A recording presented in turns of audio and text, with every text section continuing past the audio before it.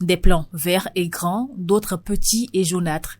Cette disparité est la partie visible des difficultés de Dieudonné dans son champ.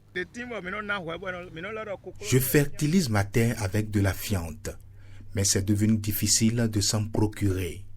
Les fermiers ne sont pas nombreux, même les insecticides sont rares. Parfois, on réussit à en avoir, mais c'est souvent tard. Cela n'empêche pas les insectes de s'attaquer aux plants. Même lorsqu'il parvient à se procurer des engrais, les résultats ne sont pas toujours au rendez-vous. Il m'arrive de fertiliser à temps.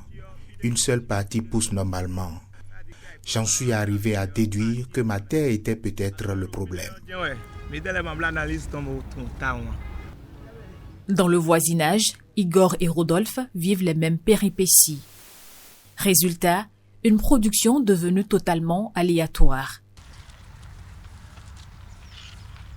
Ne pouvant rester passif face aux pertes, Dieudonné, lui, a décidé de comprendre.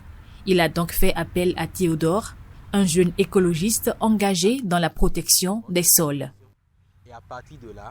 Avant de commencer son analyse, Théodore explique à Dieudonné la démarche. Il procède toujours ainsi pour rassurer et dissiper les éventuelles craintes.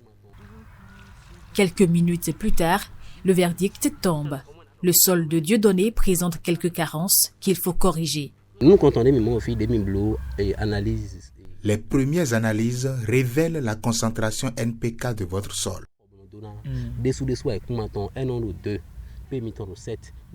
Le N pour désigner la teneur du sol en azote, le P pour le phosphore et le K pour le potassium. Dans le cas de Dieudonné, le terrain accuse un déficit en azote et en phosphore, origine du retard de croissance et de la faible productivité.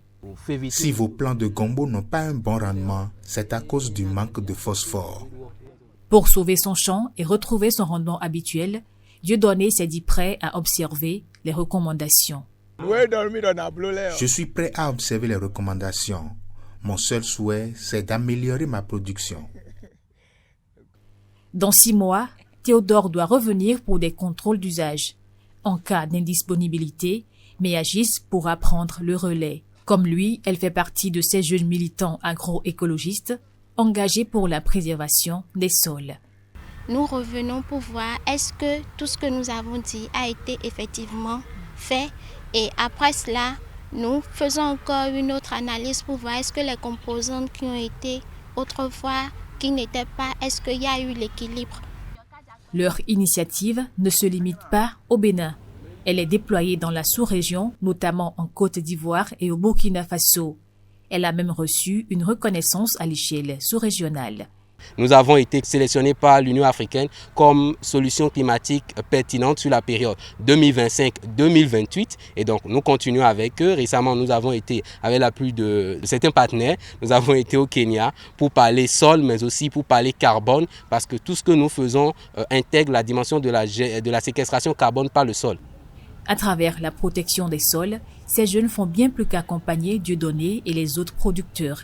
Ils œuvrent pour une agriculture durable, indissociable de la sauvegarde de l'environnement.